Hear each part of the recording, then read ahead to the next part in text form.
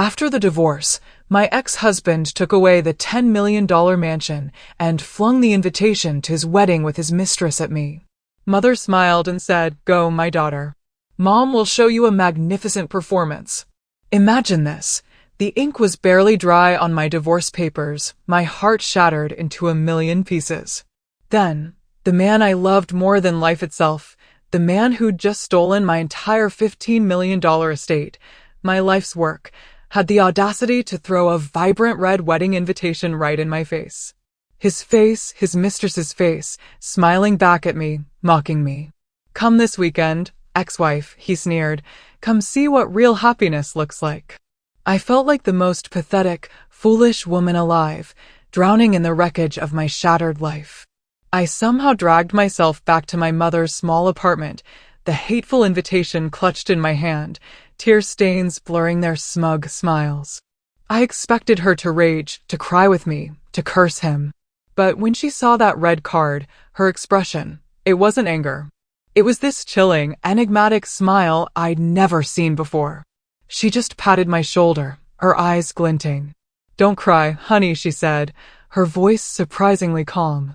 "Go put on your makeup, dress beautifully, and go to that wedding. Mom's going to show you a magnificent performance." After all, every great show starts with an invitation, doesn't it? My name is Isabel, and until that moment, I thought I knew everything about my life and about my mother. I was an interior designer, full of dreams and a hopeless romantic. I met Ethan. He was this charismatic, talented media executive, and I fell for him hard. He painted a dazzling future for us, and I believed every single word. We got married, and for a wedding gift, my mother, Eleanor, gave us this sprawling estate in the exclusive Hamptons. We called it the Haven. Now, you have to understand, my mother always presented herself as a simple homemaker. After my father passed away young, she'd raised me alone, struggling to make ends meet. I truly believed she'd poured every last penny of her life savings into that house. So for me, it wasn't just a gift, it was a testament to her love and sacrifice. I put 3 years of my life, my youth, my passion, into designing and overseeing its construction. I transformed it, brick by brick, into a masterpiece, a true work of art. I wanted to repay her, to build a beautiful, happy home with the man I adored. But I had no idea that my paradise was about to become my personal hell. The moment that estate was finished, gleaming, and appraised at a staggering $15 million, Ethan changed. The man I knew vanished. He became cold, distant, barely came home. And my mother-in-law, Mrs. Dorothy Hayes, who'd always treated me like I wasn't good enough, her family being superior, you know, she became unbearable. She moved in, treating me like her personal maid, dissecting my every move with cruel criticism. But the deepest cut, the most heinous betrayal, came from Ethan himself. About 2 months before that day, he came home, his face a mask of worry, tears in his eyes. He claimed his media company was on the brink of bankruptcy. He said the Haven, our home, was the only thing that could save him. He needed to mortgage it for a massive loan. "Isabel," he pleaded, grabbing my hands, his voice thick with fake emotion, "help me just this once. If we get through this, I'll make it all up to you. This house is yours, always. I just need to put it solely in my name for the loan application. I would never take it from you." How could I, a wife who loved him with every fiber of her being, a wife who blindly trusted him, watch him drown? My heart ached for him.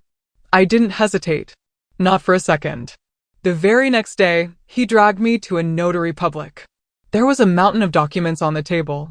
He breezily pointed to where I needed to sign, reassuring me it was just a collateral guarantee agreement, standard procedure for the bank loan. My mind was a whirlwind of worry for him, my trust absolute.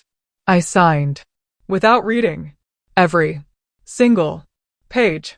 That, my friends, was the fatal mistake that changed my life forever.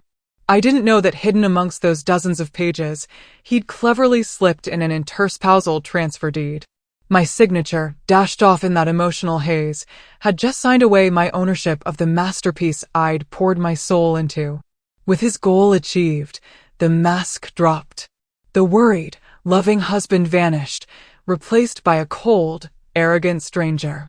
He came home, not alone, but with Chloe, the influencer I'd vaguely suspected was his mistress. Right there, in front of me and my smirking mother-in-law, he just declared it. I want a divorce. My mother-in-law didn't bat an eye. She actually smiled with satisfaction. It was all a charade. The company crisis, the tears, the pleas, all a cunning lie to trick me out of the house. Look at you, he sneered, his eyes filled with contempt. Always stuck at home. You're so plain, so boring. You don't fit into my world anymore. Chloe, she's my kind of woman. I was paralyzed.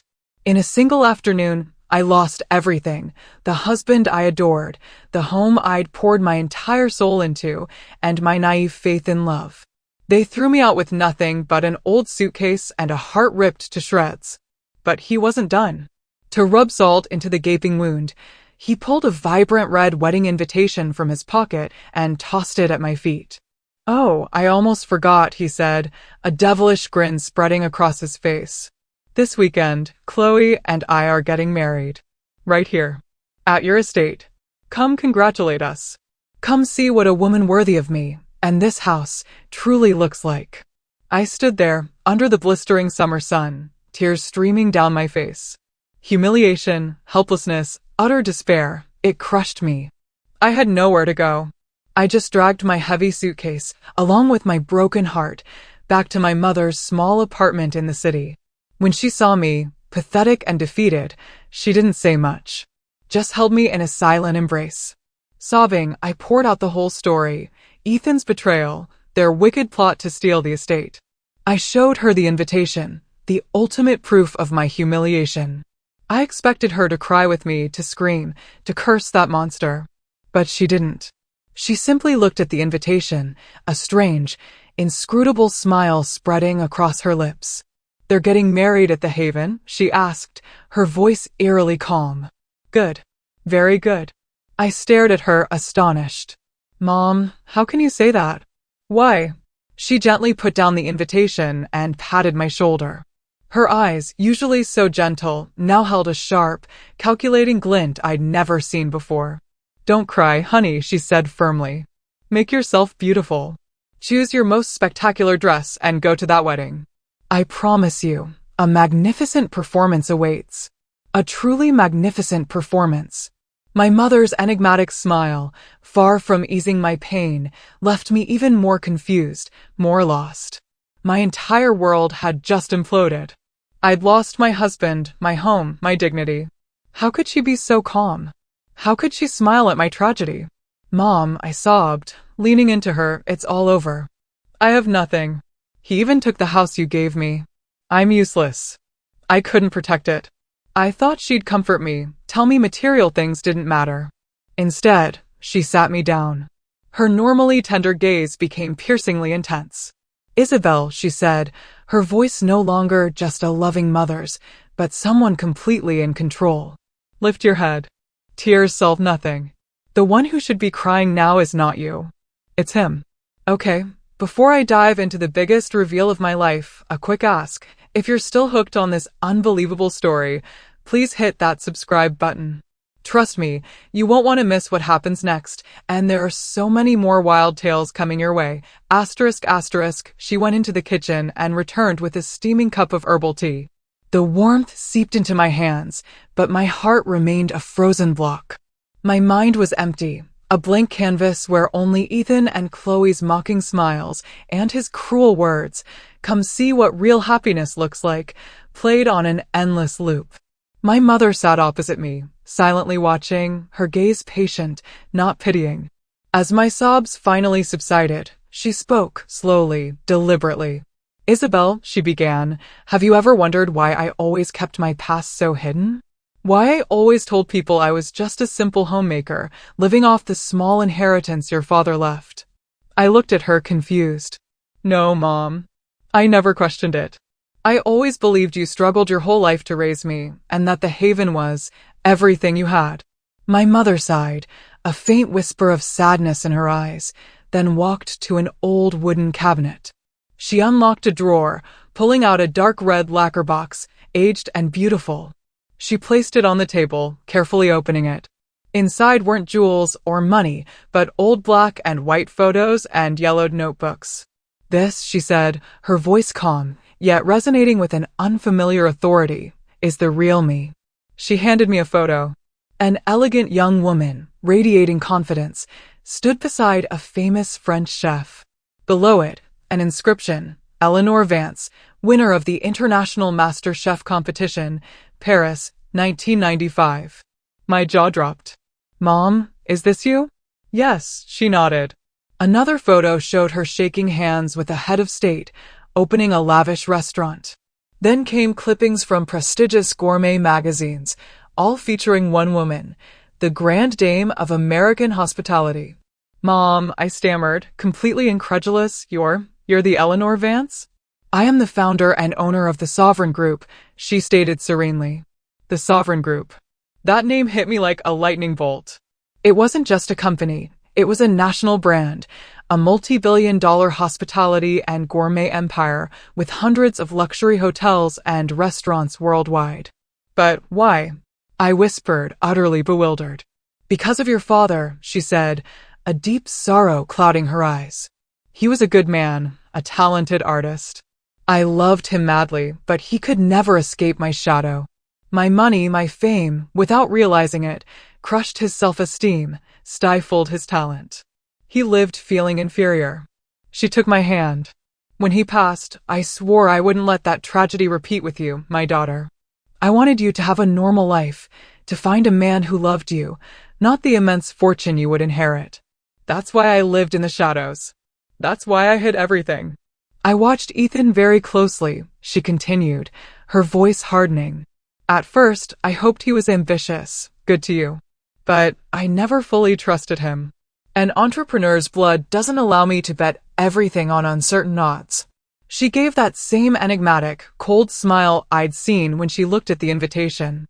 So, when I gifted you the Haven, it wasn't just a property. It was a trap, Isabel. A legally perfect trap. And Ethan, in his greed and ignorance, has walked right into it. She pulled a new, dark blue leather folder from the box. Your real wedding gift, my dear, is in here.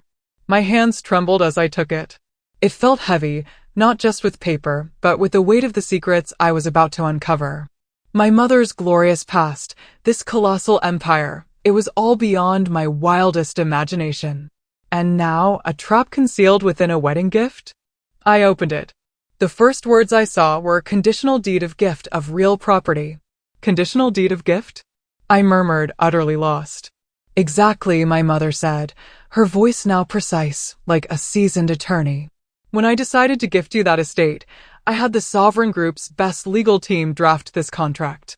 It's no ordinary deed. She pointed to a clause, tiny print, but carefully underlined.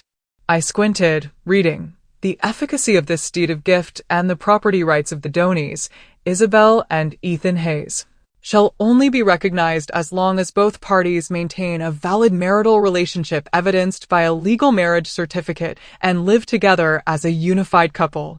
An astonishing realization began to dawn. Mom, what does this mean? It means, she explained, her voice crystal clear, that the ownership of that estate is directly tied to your marital status. As long as you were husband and wife, the house was yours. But the moment your marriage is legally dissolved by divorce, this deed is automatically voided, and the property immediately reverts to its original owner, me. My world spun. A perfect legal trap. A move no cunning person, let alone a greedy fool, could have foreseen. But he already tricked me into signing the deed over to him. I cried, still worried. My mother scoffed. He's just a mid-level media executive. How could he possibly outsmart my legal team? Those papers he made you sign? A deed of transfer, a property agreement? They're secondary transactions. Ethan's claim of ownership grew from the root of the contract I gave you. Now that you've divorced, that root has been severed. The tree has no choice but to wither and die. All subsequent documents? Worthless. The house hasn't been his since the judge issued the divorce decree. Right now, Isabel, he is illegally residing in my house. I was utterly speechless. My mother, the simple homemaker, possessed a terrifyingly calculating mind, a foresight that had anticipated everything. She had prepared an escape route for me from the very beginning. Ethan, my mother continued, a scornful edge to her voice, made the fatal mistake of the greedy and short-sighted. He was so focused on how to steal the property, he forgot to protect the one thing that gave him access to it, you. He single-handedly destroyed the only clause that could have given him everything. My pain, that crushing weight of betrayal, seemed to shrink by half. In its place, a small, jubilant spark of joy began to bloom. So, what do we do now? Do we sue him immediately? Take back the house? Sue? Why the rush, honey? My mother smiled, that cold, enigmatic smile again. What fun would a lawsuit be? We don't have to do anything. Just sit back. The fish will jump into the net themselves. She picked up the wedding invitation, admiring it like a piece of art. He sent an invitation, didn't he? Said he wanted to get married right there, at our estate. Perfect. The more noise he makes, the more humiliating his downfall will be. He wants the wedding of the century? I'll give him the disaster of the century. What do you mean, Mom? I still couldn't quite grasp her master plan. Did he hire a catering company? I asked. Yes, I heard it's a luxury catering company called Royal Provisions. Excellent, my mother nodded, her eyes glinting with cunning. Then things are even easier than I thought. She didn't explain further. She stood, took my hand, and her eyes met mine. What you need to do is wipe away those tears, get rid of all the sadness, go shopping, make yourself beautiful, and choose the most dazzling dress. That day, you will appear as a queen to witness the fall of those who despised you. Leave everything else in my hands. Tears welled up in my eyes again, but this time, they weren't of pain. They were tears of gratitude, of joy, of profound relief. I wasn't alone. I had my mother. A mother who not only loved me fiercely, but was a warrior, a true queen. The wedding invitation, once a symbol of my deepest humiliation, now felt like an invitation to witness his downfall. And I would have a front row seat. With the plan set, my despair began to lift. A strange anticipation, almost an excitement, replaced it. I was no longer a weeping victim. I was a spectator, eagerly awaiting a magnificent show. And Ethan and Chloe? Oh, they delivered. They played their parts with breathtaking brazenness and a ridiculous, almost comical arrogance. Ethan, basking in his stolen $15 million estate and rid of the thorn in his side, me, was like a tiger let loose. He no longer hid his affair. He flaunted Chloe everywhere, on social media, in the press, shouting his victory to the entire world.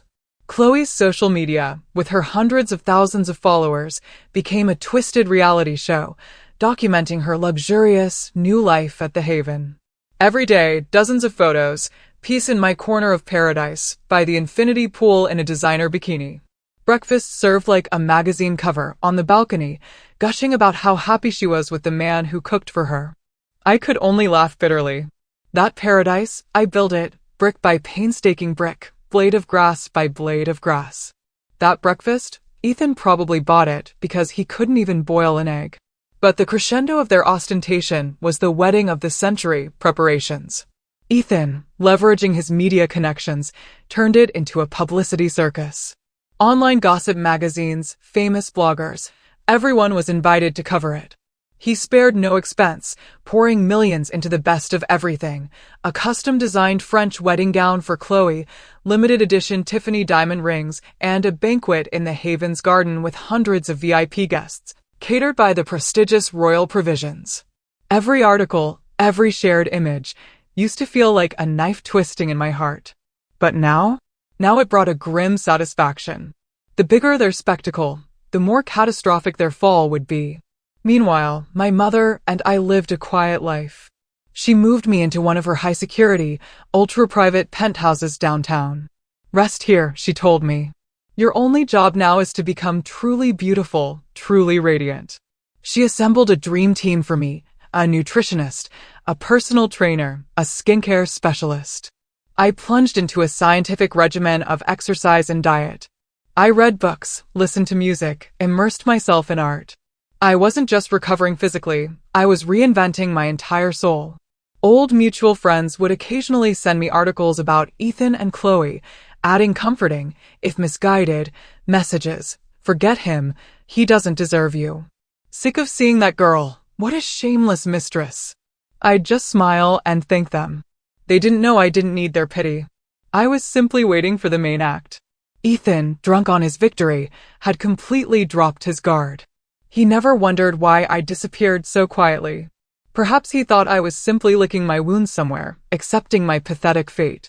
He certainly didn't suspect a thing about the catering company he'd chosen. The immense fame and exorbitant price of royal provisions convinced him it was the only choice to cement his status. He had no idea he was handing the sharpest knife directly to his enemy. Their charade grew increasingly absurd. Chloe even filmed a house tour, showing off every corner of my estate, claiming the furniture I personally selected was a testament to her exquisite taste.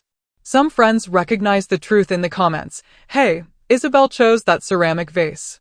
That layout looks familiar, it's exactly Isabel's style. But those comments vanished quickly. They wanted to erase every trace of me, to pretend I never existed in that house. But they had no clue that the soul of that estate, and the soul of the performance about to begin, were firmly in someone else's hands. The offices of Royal Provisions were on the top floor of a gleaming Manhattan skyscraper. Ethan and Chloe, heads held high like royalty, strutted in. They were ushered into a private meeting room with glass walls offering breathtaking city views. A middle-aged woman, impeccably dressed in a black suit, her hair pulled back precisely, entered. This was Miss Davis, Royal Provisions Operations Director, and one of my mother's most confident, trusted lieutenants. Mr. Hayes, Miss Thompson, good morning. Miss Davis smiled professionally.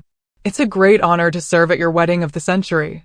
Good morning, Miss Davis, Ethan replied smugly, shaking her hand. You know Royal Provisions' reputation. My wedding has to be the absolute best, the most perfect. Money is no object. Of course, Miss Davis nodded. That's our motto. What are your ideas for the banquet menu? Chloe, who'd been surprisingly quiet, piped up in a saccharine voice. Well, I'm not really into rustic American cuisine, you know? I'm more accustomed to international dishes. The menu needs to be truly luxurious. Alaskan king crab, Wagyu beef, French foie gras. I'm just not used to low-class, heavy food like chitlins or Brunswick stew. She shot a veiled glance at Ethan, a subtle dig at his rustic ex-wife. Ethan nodded approvingly. That's right. My Chloe has very refined taste. Miss Davis, prepare the most exclusive menu. My guests are all people of status. We simply cannot disappoint them. Miss Davis's smile held a hidden meaning as she diligently noted their requests. Yes, understood. I promise we will prepare a special menu that will give you and all your guests an unforgettable gastronomic experience. As soon as Ethan and Chloe departed, Miss Davis made a call. Madam Chairwoman, she reported, a hint of satisfaction in her voice. The fish has bitten. On the other end of the line, my mother, Eleanor, sat in her study, calmly sipping tea. Good, she murmured, a slight smile playing on her lips. Proceed according to plan. Tell the kitchen team to prepare the menu in the most special way. Yes, understood, Miss Davis replied, then hesitated. But, Madam Chairwoman, won't this affect Royal Provisions' reputation? My mother chuckled, a soft, dangerous sound. Reputation? What is the reputation of a subsidiary compared to the honor of my daughter? Besides, this isn't destruction, Miss Davis. This is a culinary art performance. We're going to teach them what the truth tastes like. And so, the detailed plan was put into motion. My mother, the true grand dame of American hospitality, personally crafted the secret menu. She didn't need to be physically present. Her instructions were flawlessly executed. She called in the most talented chef from the Sovereign Group's chain, a master of traditional Southern cuisine who could transform the humblest dish into a work of art. Your mission this time, she instructed him, is not to make it taste good. It's to make it taste very authentic. The flavor of lies and the flavor of the bill coming due. All preparations were shrouded in secrecy. Ethan and Chloe remained utterly convinced they were getting a royal banquet. Days before the wedding, Royal Provisions sent them a fake menu, brimming with bombastic French names: seared foie gras with fig sauce, baked lobster thermidor. They nodded smugly, blissfully unaware that behind those fancy titles lay a completely different truth. They were so drunk on their victory, so bloated with arrogance, they never harbored the slightest suspicion. They didn't know their own hubris had made them puppets in my mother's masterful hands. As for me, I was ready. The fear and resentment that had once consumed me were replaced by a strange, quiet calm. I wasn't going there to simply ruin a party or to desperately claw back what I'd lost. That love, that person, they weren't worth it anymore. I was going as a privileged spectator to witness a performance and to officially close the chapter on my painful past. I would show Ethan, Chloe, and his entire arrogant family just how splendid, how powerful, the woman they had so cruelly discarded had been reborn. That weekend, the Hampton sky was a brilliant, cloudless blue, almost as if to personally highlight Ethan and Chloe's wedding of the century. The Haven estate, into which I had poured every ounce of my passion, was now ostentatiously decorated, but in a style utterly alien to my vision. The refined, cozy atmosphere I had painstakingly created was gone, replaced by an exaggerated, gaudy luxury. Thousands of white and pink roses formed a gigantic arch-white silk ribbons fluttered everywhere. In the center of the garden, a massive stage stood, an LED screen looping their nauseatingly romantic wedding photos. Everything screamed perfect, an ostentatious perfection on the outside, but hollow and vulgar within. From noon onwards, a parade of luxury cars began arriving. The guests were all influential figures from the worlds of business and entertainment. Journalists gathered, cameras at the ready, eager to capture every moment of this much-hyped event. The protagonists, Ethan and Chloe, truly looked like a fairy tale prince and princess. Chloe wore a designer gown, thousands of diamonds glittering. Her face was perfectly made up, her smile wide and unrestrained.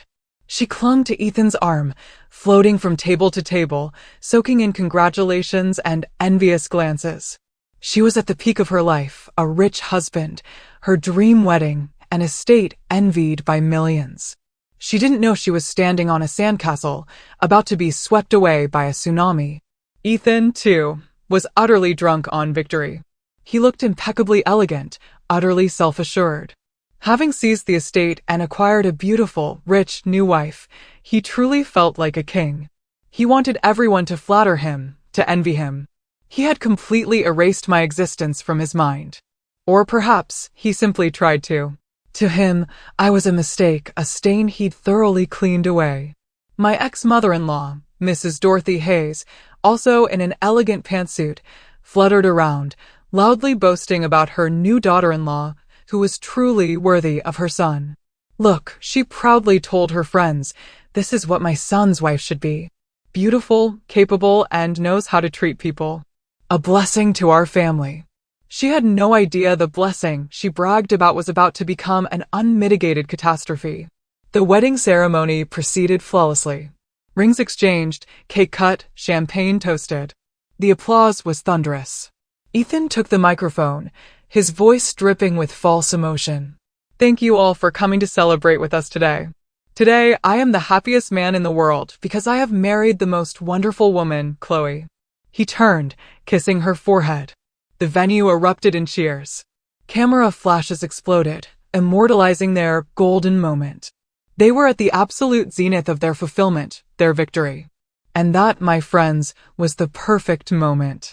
Then, the master of ceremonies announced, and now, ladies and gentlemen, raise your glasses and prepare to enjoy the royal banquet, prepared by the best catering company in New York, Royal Provisions. That was the signal. I, who had been sitting quietly in a parked car outside, observing everything through a discreet feed, allowed myself a small, knowing smile. Their performance was over. Now it was time for my mother's show to begin. The moment the master of ceremonies finished his announcement, dozens of waiters, crisp in their white uniforms, emerged from the kitchen. They moved with practiced grace, each carrying trays covered with gleaming silver lids. A hush fell over the guests. What culinary masterpieces awaited them? Lobster? Filet mignon? Some exotic delicacy? Ethan and Chloe beamed, ready to bask in the ooze and ahs of their esteemed guests. Then, in perfect unison, the silver lids were lifted. What lay beneath was no lobster, no wagyu beef. Instead, the opulent garden was suddenly assaulted by an intense, earthy, utterly out-of-place aroma. The pungent, undeniable smell of spicy Brunswick stew, accompanied by deep-fried chitlins. The silence that followed was deafening. The gentle background music seemed to screech to a halt. Laughter died in throats.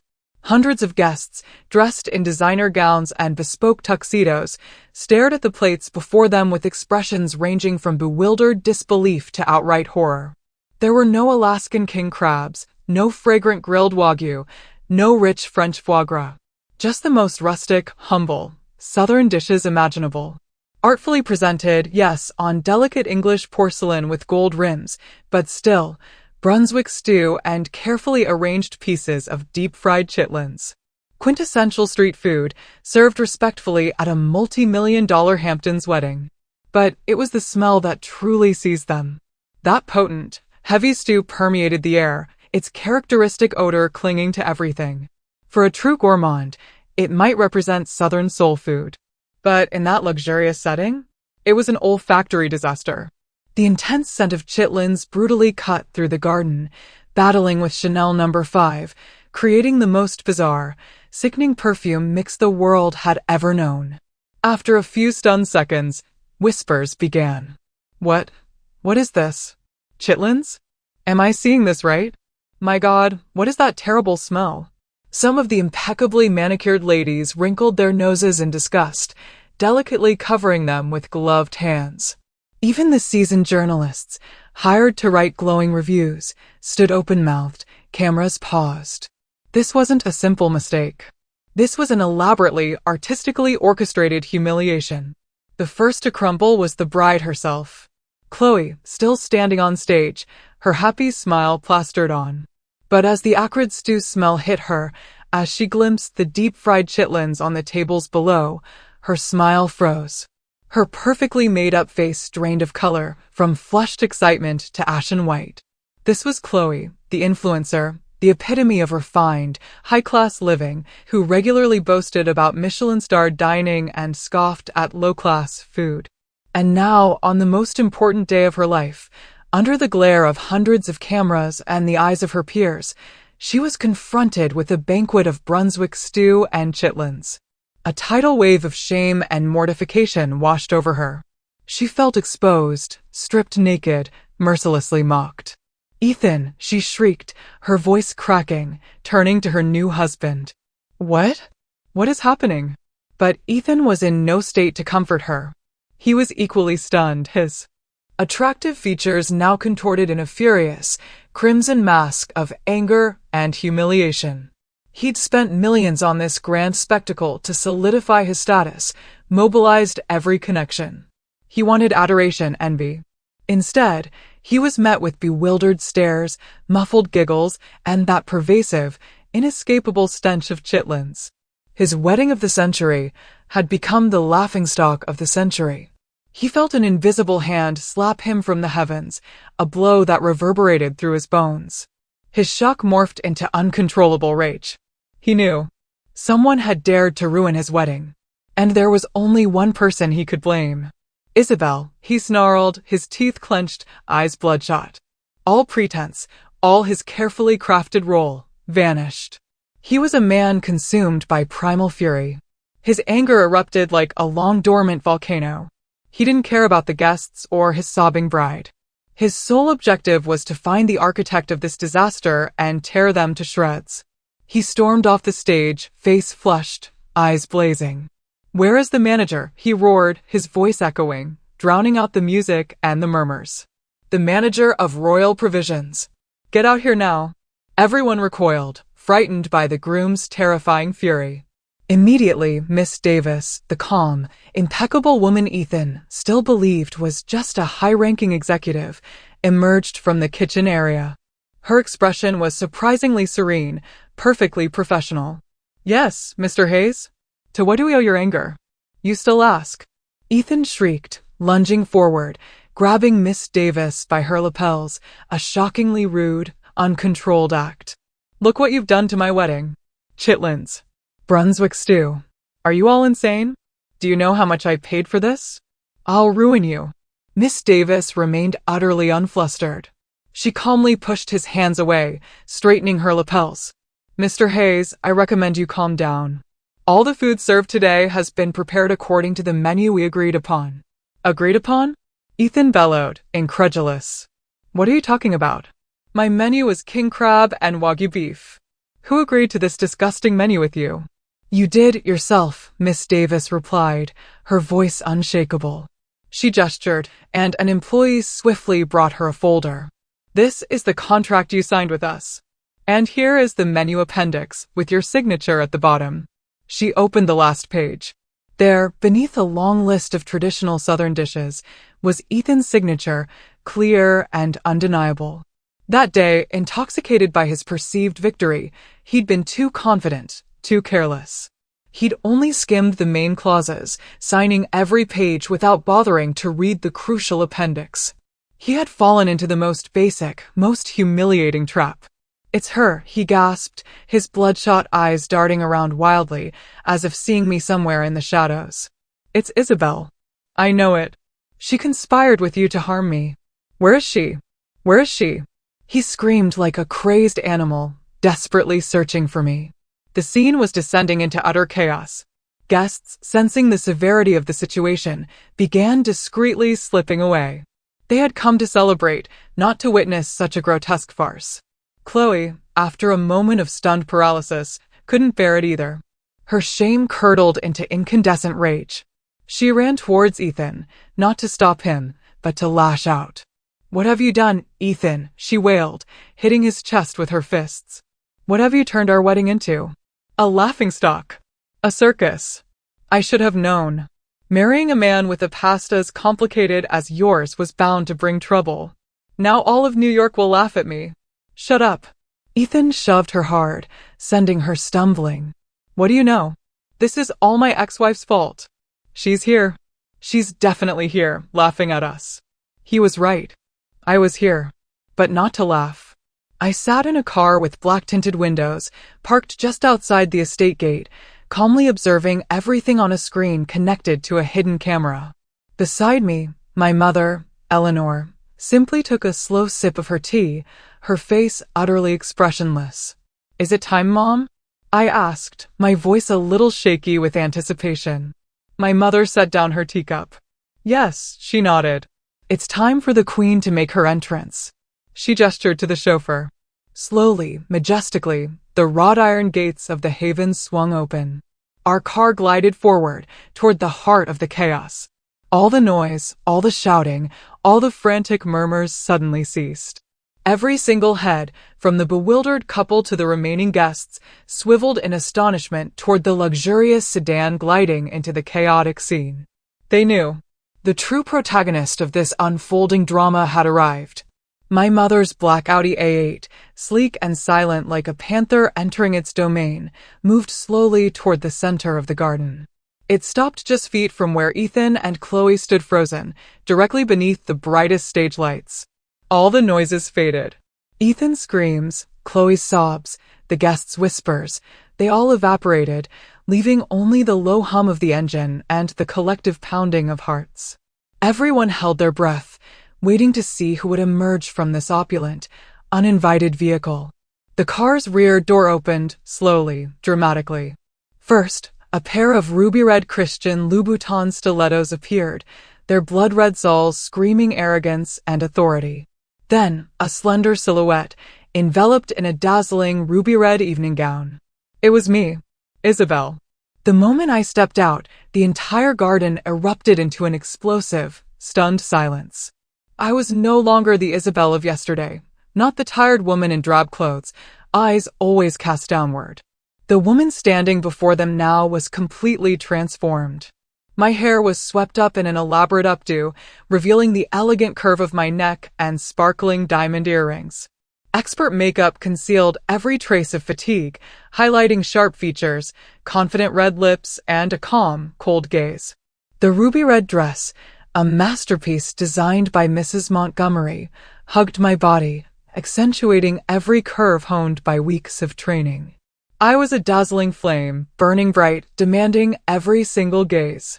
I stood tall, radiating an elegant poise that starkly contrasted with the mascara-streaked, disheveled bride beside Ethan.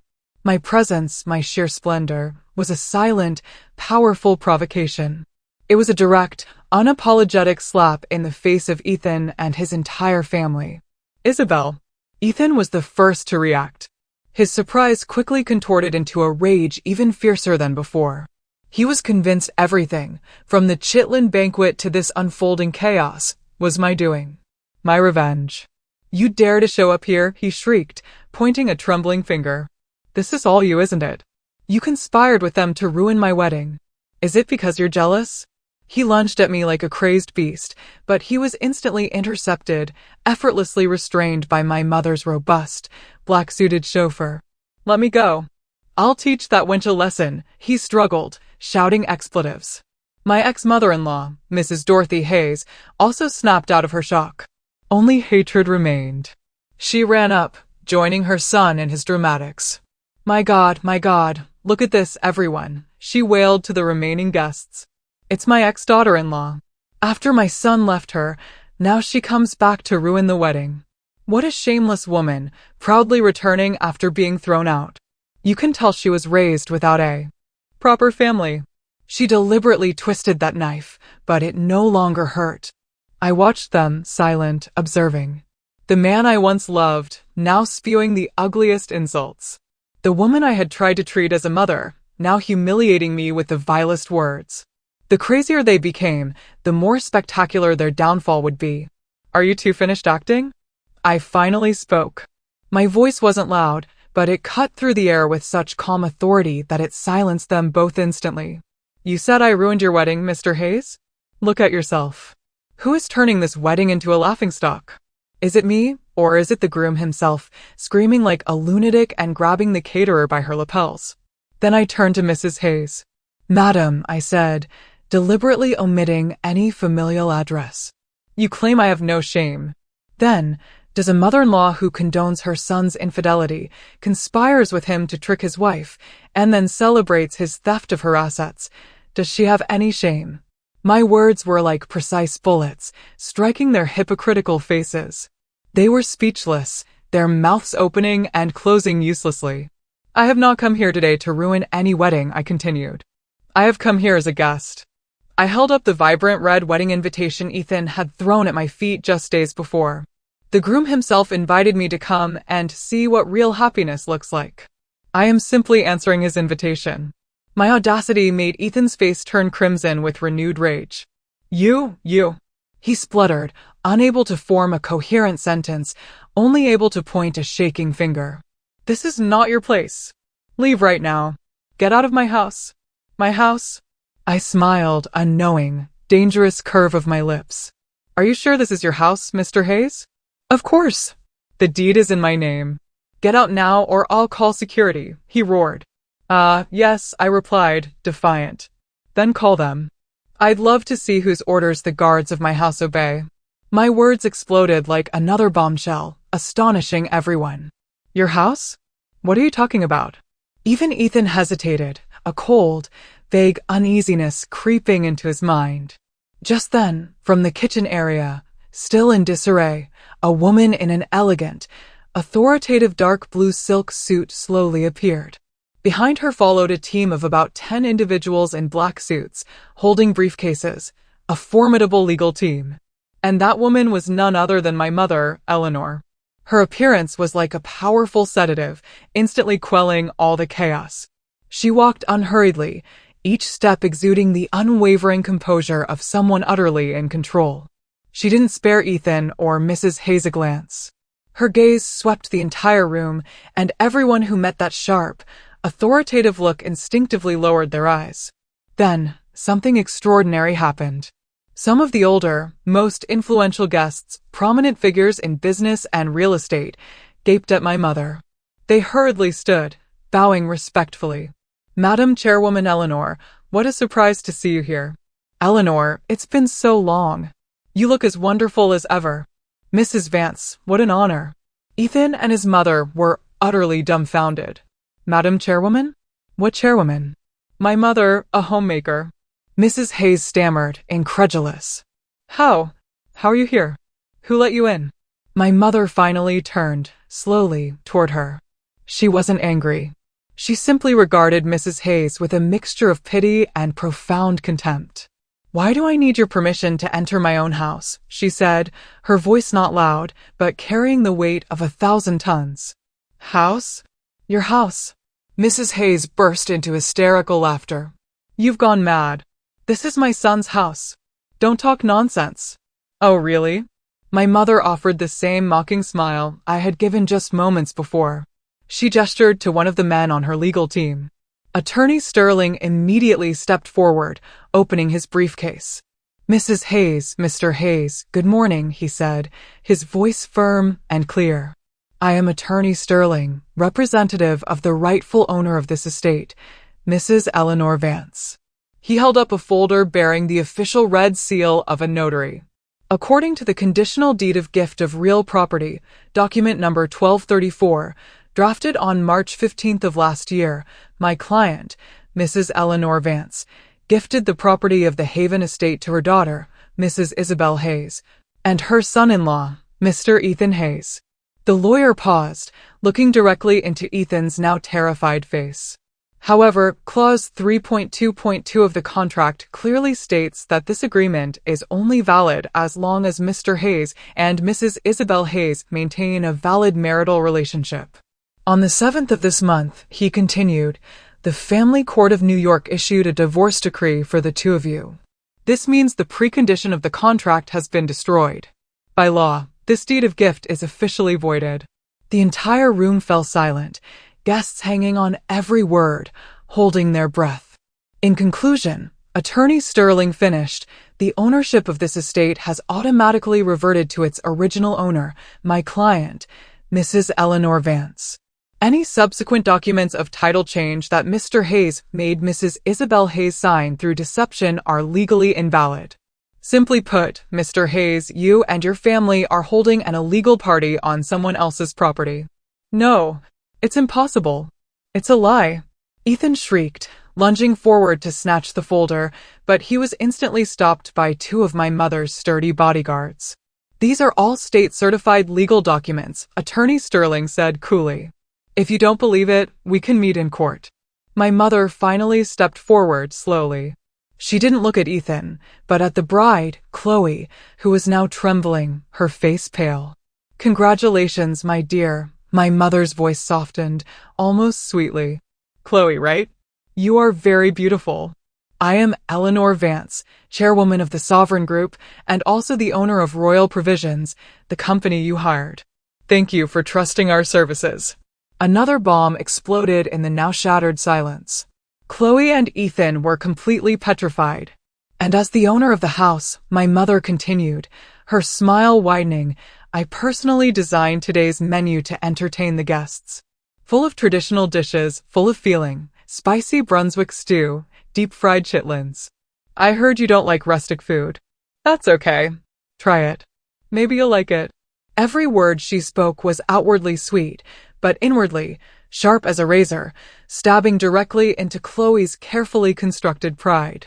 The shame, the embarrassment, the sudden, terrifying realization of having married a man about to be utterly ruined.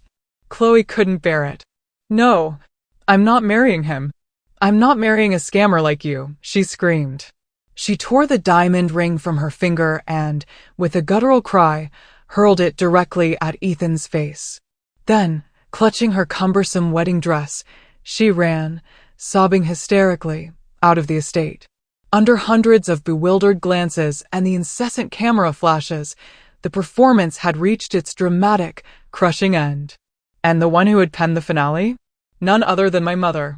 The Grand Dame of American hospitality could not have made a more spectacular reappearance. Chloe's humiliating flight left a desolate void in the center of the banquet stage. The bride had fled. The dream of a wealthy family had vanished like smoke. And the day's protagonist, the groom, was now nothing more than a miserable failure. Ethan remained motionless, stunned amidst the wreckage of his deception. The angry red mark from Chloe's thrown diamond ring was still visible on his cheek. He no longer shouted. He no longer raged. He simply stared, with lost, empty eyes, at the disappearing shadow of his bride. Then he looked down at the plates of chitlins, still giving off their penetrating odor, before finally meeting the eyes of my mother and me, standing victorious. Even then, he probably couldn't believe this was real. A truth so harsh, so utterly miserable, had fallen upon him in less than an hour. But my mother had no intention of allowing him more time to process. She had set the trap, she had waited patiently, and now it was time to collect her prize. This show wasn't ending halfway. She wanted a complete, unforgettable finale. A lesson that those who had tried to trample her daughter would never forget. Not for the rest of their lives. After giving the guests a few moments to process the bride's dramatic exit, Attorney Sterling spoke again. His voice was cold, firm, devoid of any emotion, like a judge delivering a final verdict. "Mr. Hayes," he said, looking directly at the still stunned man. "I reiterate, in accordance with the provisions of the Civil Code and the certified conditional deed of gift, from the moment the divorce decree between you and Mrs. Isabel Hayes became effective, the deed of gift for the Haven estate was officially voided." He held up the folder, as if to emphasize the irrefutability of its legal effect. "This means that all rights of ownership, use, and disposal of this property have automatically reverted back to its original owner, my client, Mrs. Eleanor Vance. Any act of occupation and use of this address by you and your family after the date of the divorce is an illegal act." Every word from the lawyer was like a hammer blow, crashing down on Ethan and his mother. Mrs. Hayes, who had collapsed onto a bench, finally reacted. She staggered to her feet, pointing a trembling finger at my mother. "It's a lie. You are all scammers," she shrieked hoarsely. "This house belongs to my son. We have the transfer papers." Isabel signed. "You have no right." My mother only looked at her with a profound, almost sorrowful pity. "Mrs. Hayes," she said calmly, "ignorance of the law is not an excuse to exempt you from guilt. Those papers your son tricked my daughter into signing only have value if his ownership of this house was legitimate. But unfortunately, the moment he decided to divorce my daughter, he himself voided that ownership." She approached Mrs. Hayes, looking her directly in the eye. "You were always so proud of your son, weren't you? You thought he was clever, talented, that he could calculate everything. But look, because of a little greed, a little short-sightedness, he has become a fool. A nobody. Are you still proud of him?" My mother's words were the final, piercing thrust that utterly shattered Mrs. Hayes's pride. She was speechless, trembling uncontrollably. The devastating realization hit her. Everything had been a trap.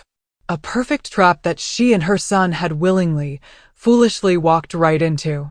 Attorney Sterling spoke again, his voice now dangerously severe. "On behalf of the rightful owner, I formally demand that Mr. Ethan Hayes, Mrs. Dorothy Hayes, and all unrelated persons vacate the premises of this estate immediately." "Vacate? This is my wedding. You have no right to kick me out."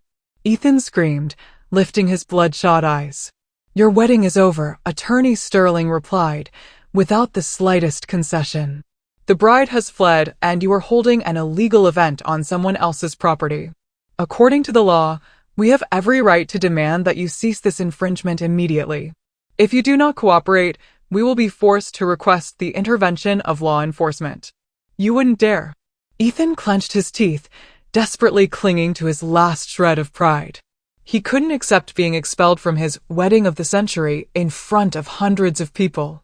He looked around for support, but found only looks of bewilderment, pitying headshakes, and glances of scorn. No one took his side. They had seen enough of his brazenness, his sheer stupidity. The show had to end. And the final curtain was about to be drawn by an irrefutable order. Seeing Ethan's stubborn refusal, my mother said nothing more. She simply nodded subtly to her lawyer. Attorney Sterling immediately pulled out his phone and made a rapid call. "Hello, security chief? We have some individuals who have illegally entered the chairwoman's property and are causing a disturbance. Please escort them out according to procedure." The call ended. In less than 2 minutes, a team of about 20 security personnel, robust and tall, in black uniforms, entered silently and professionally through the gate. They were the internal security team of the Sovereign Group, trained for the most complex situations. Their imposing presence utterly crushed any remaining will for resistance in Ethan. He saw them approach, and he knew. Everything was truly over. The head of the security team bowed respectfully to my mother and me, then turned to Ethan. "Mr. Hayes," he said, his voice low but authoritative, "we have received instructions to ask you and your family to leave this property. Please cooperate." "You don't have the right," Ethan still weakly shouted. "We do have the right," the team leader calmly countered. "We are exercising our authority to protect the property on behalf of the rightful owner." He gestured. 2 security agents immediately moved forward, firmly taking Ethan by the arms. "Let me go. Do you know who I am?" He struggled, but it was useless. His strength was no match for these professionally trained individuals. The image of the groom, in his luxurious suit, being dragged away by 2 burly security guards, could not have been more miserable, more utterly ridiculous. Mrs. Dorothy Hayes, seeing her son taken, screamed and rushed forward to create a scene. "Let go of my son. You're thieves." But she, too, was gently but firmly restrained by 2 female security agents. "Madam, please accompany us," they said politely, but their actions were unwavering. All the family relatives, who moments ago had been so arrogant, so smug, were now unceremoniously escorted from the party venue in the most embarrassing way possible. They were marched out like a flock of humiliated ducks, past the tables still laden with chitlins and Brunswick stew, under the compassionate and, frankly, amused glances of the remaining guests. Out of the gates of the estate they had once considered their paradise. Once his family was evicted, my mother calmly took the microphone from the stage.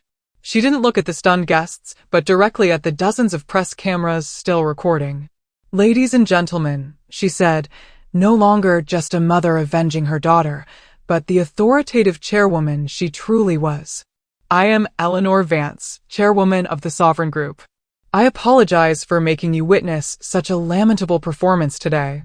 She paused, a small smile playing on her lips. "But the banquet is already served, and the food is on the table. If you don't mind these traditional dishes, please help yourselves. Consider this an unexpected launch party for the future Sovereign Group restaurant brand at the Haven Estate." Her words, humorous yet sharp, caused the entire hall to erupt in applause. Not only had she recovered her house, but she had brilliantly transformed a media disaster into an unbeatable public relations opportunity. "And as for my daughter," she continued, pulling me gently to her side, "I introduce you to my only daughter, Isabel. She will be joining me in the management and development of this culinary brand." She raised my hand high, and all eyes, all camera lenses, focused on me. I was no longer the abandoned wife. I stood next to my mother as the heir to an empire, a princess who had reclaimed her kingdom. The wedding of the century had indeed become the disaster of the century for Ethan's family. But for me, it was a new beginning, brighter than anything I could have ever imagined. I took my mother's hand and looked ahead toward a future, a life, that was finally mine. That fateful night ended with Ethan's family being physically escorted out of the Haven Estate by the Sovereign Group's security team. Before hundreds of eyes and dozens of camera lenses, they were cast into the dark night, homeless, utterly stripped of honor, facing a future as bleak as the abyss. But this was only the beginning of their hell on earth. A hell constructed, brick by brick, with their own greed, arrogance, and betrayal. That very same night, videos of the wedding and the infamous Chitlin banquet exploded across social media. Hashtags like #ChitlinWedding, #Revenge of the Century, and #The Grand Dame Strikes Back trended at breakneck speed. It wasn't mere high society gossip anymore. It became a national phenomenon. People shared, commented, created memes. Ethan's face contorted in rage. Chloe's pale, shamed expression.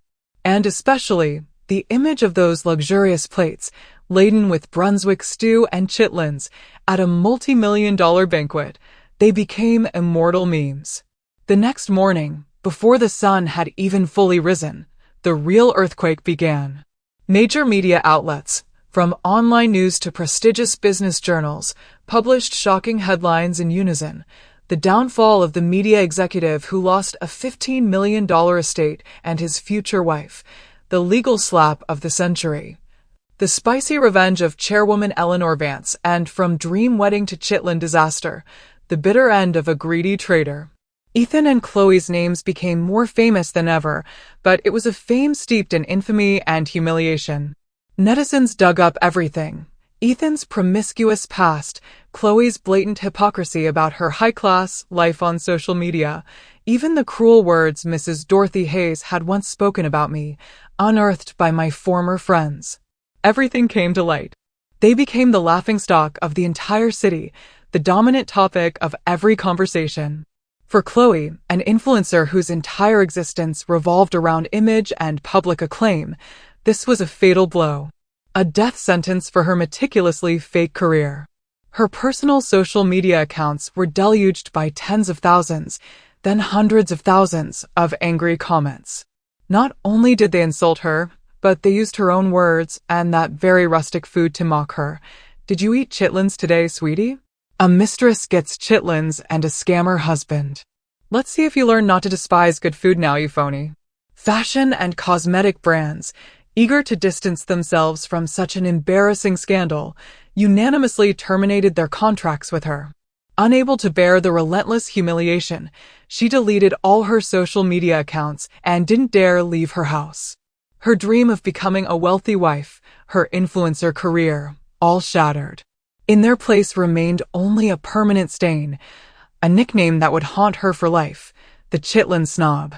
But the most direct, devastating consequences fell upon Ethan and his family. Expelled from the haven, they had nowhere to go. They were forced to temporarily squeeze into an old, cramped apartment, barely 400 square feet, the very same apartment Mrs. Hayes had once scorned as a rat hole, unfit for their status. The brutal contrast between a $15 million estate and that tiny, run-down space, between a life of imagined luxury and a grim reality, inflicted terrible mental torture. But even that temporary peace didn't last. The media company where Ethan was an executive faced an unprecedented crisis. Image-sensitive clients demanded contract terminations en masse. They couldn't be associated with a media director whose private life was a disaster, a scammer, a man of such ill repute. The board called an emergency meeting. The decision was swift, ruthless. Ethan was fired immediately and a press release issued, vehemently distancing the company from his personal actions to save their remaining reputation. Having lost his job, his house, his future wife, and his honor, Ethan completely collapsed. He no longer raged or shouted. He simply locked himself in that narrow room, drinking day and night. He couldn't face anyone, couldn't answer the phone, couldn't bear to read the newspapers. But he couldn't escape himself. The image of me in my dazzling red dress, my mother's calm, knowing smile, and the intense, inescapable smell of chitlins from that fateful night tormented him in every sleepless hour. He'd had everything in his hands, a wife who truly loved him, the house of his dreams, a brilliant future. But his boundless greed and despicable betrayal had made him shatter it all himself. Yet, the hell didn't stop there. My mother, Eleanor, was not one to do things halfway. She was determined to teach them an unforgettable lesson about the full weight of the law. The Sovereign Group's legal team formally sued Ethan for fraud and misappropriation of assets, for tricking me into signing that deed, and for illegal occupation of the estate after his property rights were invalidated. With irrefutable evidence, from the original contract with its secret clause to the power of attorney he'd tricked me into signing, victory was virtually guaranteed. Furthermore, Ethan faced a barrage of lawsuits from the sponsors of his wedding of the century. They had spent millions promoting their brands, only to be embroiled in an embarrassing media scandal. They demanded full compensation for damages to their image and costs. Debts accumulated like a snowball, and his future darkened, heading straight for behind bars. His mother, Mrs. Dorothy Hayes, witnessed her son's instantaneous fall from star to criminal, from pride to utter shame.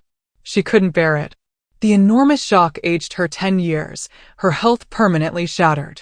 Life in that cramped, miserable apartment, coupled with the scorn of their neighbors, led to her hospitalization in a state of severe nervous and physical exhaustion.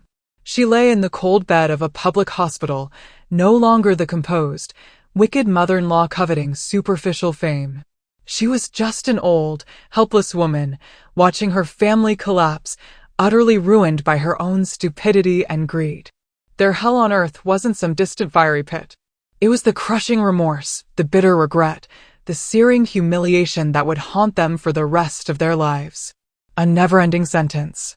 A year later, when the clamor of the scandal had finally subsided, a new story began to circulate in the Hamptons. But this time, it was neither a tragedy nor a comedy. It was a tale of inspiration and profound pride. The Haven estate, which had once shocked the world with the Chitlin wedding, had been beautifully reinvented, given a new mission. It was no longer a closed private estate. My mother and I decided to transform it into a truly unique space, something unprecedented in the U.S., the Heritage Promise. It combined high-end American cuisine restaurants with a vibrant center for architecture and culinary culture exhibitions. It celebrated the quintessence of three great American culinary traditions: Southern, Western, and Northeastern, brought to life by the Sovereign Group's best chefs in a unique architectural setting. It also became a platform to exhibit the designs of talented young architects, to host cultural talks, traditional cooking classes, and weekend markets honoring the organic produce of American farmers. We wanted to turn the estate into a place that truly honored our cultural roots, a place where the children of America could return and feel proud. The opening day of the Heritage Promise was a grand event, attracting the elite, artists, and media.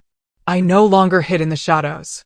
I wore a stunning silk suit, designed by Mrs. Montgomery, standing tall and radiant beside my mother. As the operations director of this incredible project, I was no longer just an interior designer confined to four walls. I learned from my mother, immersing myself in management and operations. I found my passion again, and I regained my value, not by building my own home, but by building and spreading good values for the entire community. My life is now a whirlwind of busy days, but it's brimming with joy. I found happiness in my work, in the satisfied smiles of our customers, in the admiring glances of young culture enthusiasts. I found myself again, a version of myself far stronger, far more complete than before. As for the fate of those who made me suffer, they got the ending they deserved. A tragic ending written entirely by their own catastrophic choices. Ethan was sentenced to 3 years in federal prison for fraud, with irrefutable evidence against him. But that wasn't all. The astronomical compensation he owed to the sponsors and related parties left him and his family utterly, irrevocably ruined. After prison, he had nothing. His former company blacklisted him. His friends abandoned him. Ethan Hayes' name became a permanent stain in the media industry. No company would hire him. He was forced to take on all kinds of manual labor to survive, from delivery driver to waiter at a street food stand. Ironically, a place that sold the very food he once despised. Sometimes, people still see him, sitting quietly on a street corner after a hard day's work, staring with lost eyes at the illuminated building of the Heritage Promise. Perhaps in those moments, he regrets. He regrets the wife who loved him with all her heart. He regrets the chance to build a good life that was within his reach, but which he greedily discarded. But it's all too late. Regret is now his faithful, agonizing companion for the rest of his life. Mrs. Dorothy Hayes, after a long hospitalization, was finally discharged. But the immense shock had aged her by a decade, her health permanently shattered. She spent her final days in that narrow, old apartment, consumed by pain and shame. Her pride, her arrogance, all buried forever with the spectacular fall of her precious son. Every single day, she had to confront the truth. Her cruel heart and insatiable greed had led her entire family to tragedy. It was a mental torture far more agonizing than any physical pain. Her entire family paid an unbearable price for their terrible choices. They once looked down on me with such scorn from their perceived heights. But in the end, it was they who sank to the very bottom of society. One evening, as I stood in the tranquil garden of the Heritage Promise, gazing at the water lilies blooming in the pond, my mother approached and hugged me. "Do you still hate them?" she asked softly. I shook my head and smiled. "No, Mom. I don't hate them anymore. In fact, maybe I should even be grateful. If it weren't for their betrayal, I probably never would have discovered my true strength. I wouldn't have this meaningful life I have today." She squeezed my hand. "That's right, my darling. Sometimes a door that closes before our eyes isn't an end. It's simply the universe opening a new, wider, and infinitely better path for us. And I found my own way. A path built with self-esteem, hard work, and the unwavering love of a truly magnificent mother. I had truly, finally, been reborn. And that, my friends, is my story. It was a hard path, but I came out stronger. I want to hear from you. Have you ever faced such a betrayal, or a moment where you had to completely reinvent yourself? What did you do? Share your thoughts and stories in the comments below. I read every single one. Thank you for being here, for listening to my journey. Don't forget to like this video, share it, and if you haven't already, please subscribe for more stories of resilience and unexpected turns. Take care, and I'll see you in the next one.